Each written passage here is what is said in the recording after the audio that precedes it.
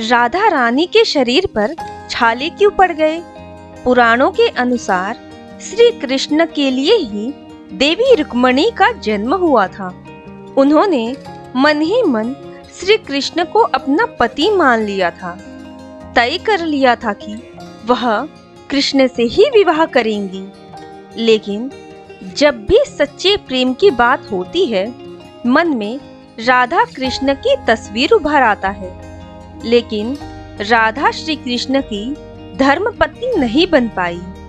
पुराणों के अनुसार श्री कृष्ण की कई रानियां थी, जिनमें उनकी पहली पत्नी थी देवी रुक्मिणी।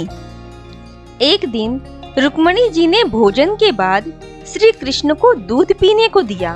वैसे भी कृष्ण भगवान को दूध और मक्खन तो प्रिय था ही, इसलिए उन्होंने वह दूध जल्दी से पी लिया।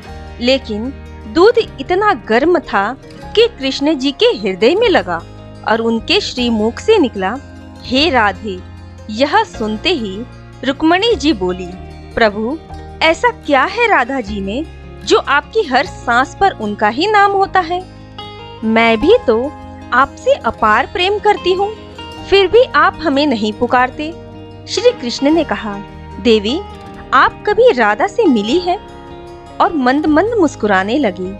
अगले दिन रुक्मिणी जी राधा जी से मिलने उनके महल में पहुंची।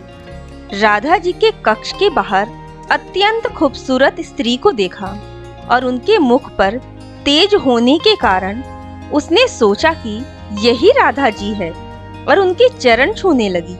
तभी वो बोली, आप कौन हैं? रुक्मिणी जी ने अपना परिचय दिया और आने का कारण बताया। तब वो बोली, मैं तो राधा जी की दासी हूँ। राधा जी तो 7 द्वार के बाद आपको मिलेंगी। रुक्मिणी जी ने 7 द्वार पार किए और हर द्वार पर एक से एक सुंदर और तेजवान दासी को देख सोच रही थी कि अगर उनकी दासियां इतनी रूपवान हैं, तो राधा रानी स्वयं कैसी होंगी। सोचते हुए राधा जी के कक्ष में पहुंची। कक्ष में राधा जी को देखा, अत्यंत रूपवान तेजस्वी, जिसका मुख सूर्य से भी तेज चमक रहा था। रुक्मिणी जी सहसा ही उनके चरणों में गिर पड़ी। पर ये क्या, राधा जी के पूरे शरीर पर तो छाले पड़े हुए थे। रुक्मिणी जी ने पूछा, देवी आपके शरीर पे ये छाले कैसे? तब राधा जी ने कहा, देवी कल आपने कृष्ण जी को जो दूध दिया वो ज्यादा गर्म था, जिससे उनके हृदय पर छाले पड़ गए और उनके हृदय में तो सदैव मेरा ही वास होता है। इसी वजह से मेरे शरीर पर छाले पड़ गए। यह देखने के बाद रुक्मिणी जी श्री कृष्ण के पास गई और उनसे क्षमा मांगने लगी। एक बार की बात है, बरसाना गांव में एक सेठ रहता था जो बहुत धनी था। उसके 3 पुत्र थे, परंतु उसकी कोई पुत्री नहीं थी। कुछ समय पश्चात उसकी पत्नी का देहांत हो गया और सभी पुत्रों की शादी हो गई। सभी पुत्र अपने अपने कार्य में व्यस्त रहने लगे, अपने बच्चों में, अपने पत्नी के साथ। सेठ के दिल की बात सुनने वाला कोई नहीं था। सेठ को शुरू से ही इस बात का बहुत दुख था कि उसकी कोई पुत्री नहीं है। लेकिन अब उसकी पत्नी की मृत्यु के बाद उसको यह दुख और सताने लगा और वह इस बात को लेकर परेशान रहने लगा कि उसकी कोई पुत्री नहीं है। एक दिन एक महान पंडित उसके घर पर आए और उसे दुखी देखकर उन्होंने पूछा कि तुम्हें किस बात की परेशानी है, तुम क्यों दुखी हो? फिर उसने अपना दुख का कारण पंडित को बताया कि मेरी कोई पुत्री नहीं है, इस वजह से मुझे अपने जीवन में यह अभाव रहता है कि मेरी कोई पुत्री क्यों नहीं है। तो वह पंडित उसको कहता है, लो यह भी कोई परेशानी की बात है, तुम राधा रानी को अपनी बेटी मान लो। हमारे जीवन में जिस चीज की कमी होती है उसको भगवान ही पूरा कर सकते हैं। परेशान होने से क्या होगा? तुम राधा रानी को अपनी बेटी मानो और उनसे अपने दिल की बात किया करो। देखना तुम्हें यह अभाव कभी नहीं सताएगा। सेठ को पंडित की यह बात अच्छी लगती है और वह ऐसा ही करता है। राधा रानी की मूर्ति लेकर आता है और प्रतिदिन भोजन करने से पहले राधा रानी को भोग लगाता है। फिर स्वयं भोजन करता है और सोने से पहले राधा रानी के साथ खूब बातचीत करता है।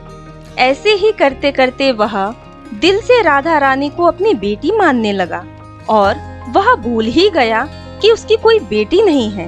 उसे इस बात का आभास होने लगा कि उसकी पुत्री सच में है और वह बहुत दिल से उसे अपनी पुत्री मानने लगा।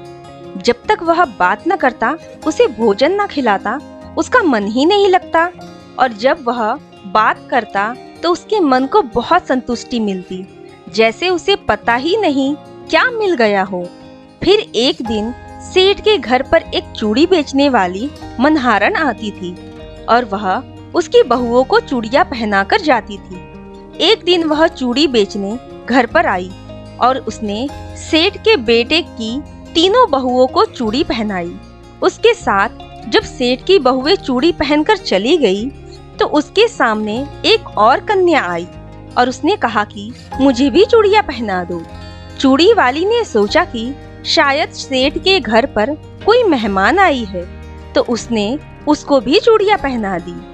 उसके बाद वह चूड़ी वाली सेठ से पैसे मांगने सेठ की दुकान पर पहुंची और बोली कि चूड़ी के पैसे दे दो, और उसने पहले से अधिक पैसे मांगे तो सेठ ने कहा कि तुमने चूड़ी का दाम बढ़ा दिया है क्या?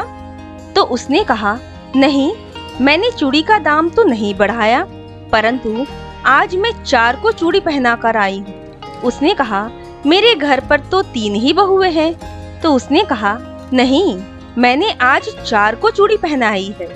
सेठ ने कहा कि तुमसे कोई गलती हुई है, मेरे घर पर तो चूड़ी पहनने के लिए मेरी सिर्फ 3 बहुएं हैं।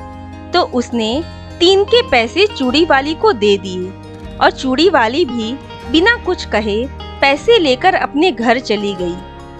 रात को सेठ घर आया और हमेशा की तरह राधा रानी को भोग लगाकर और खूब सारी बातें कर सो गया। उस दिन रात को सेठ के सपने में राधा रानी आई और कहने लगी, बाबा, तुमने चूड़ी वाली को मेरी चूड़ी के पैसे क्यों नहीं दिए? जब तुम मुझे अपनी बेटी मानते हो तो तुमने मेरी चूड़ी के पैसे क्यों नहीं दिए? और ऐसा कहकर एक लाडली बेटी की तरह रोने लगी। यह सब देखकर सेठ की आंख खुल गई और वह भी रोने लगा। जब सुबह हुई तो वह चूड़ी वाली के घर गया और बहुत सारी स्वर्ण मुद्राएं उसके पैरों में रख दी और उसने बताया कि तुम कल सच बोल रही थी, तुमने कल 4 को ही चूड़ी पहनाई थी। मैंने राधा रानी को अपनी बेटी माना है। तुम बहुत भाग्यशाली हो जिसको राधा रानी के दर्शन हुए हैं। मैं इतने दिनों से उनके दर्शन को तड़प रहा हूँ और तुमने एक बार में ही उनके दर्शन कर लिए। यह बोलकर रोने लगा और बोला कि तुम्हें चूड़ी का जो भी दाम चाहिए मुझसे मांग लो। यह सुनकर मनहारन की आंखों में भी आंसू आ गए और उसने मन में सोचा, जब मुझे खुद राधा रानी के ही दर्शन हो गए हैं तो इससे ज्यादा मुझे और क्या चाहिए। और उसने सेठ के सामने हाथ जोड़कर कहा कि तुम्हारी वजह से मुझे राधा रानी के दर्शन हुए हैं, जिससे मेरा यह जीवन सफल हो गया। मुझे कुछ नहीं चाहिए।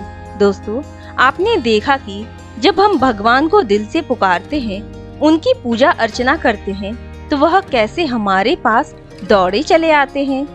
जय श्री राधा रानी।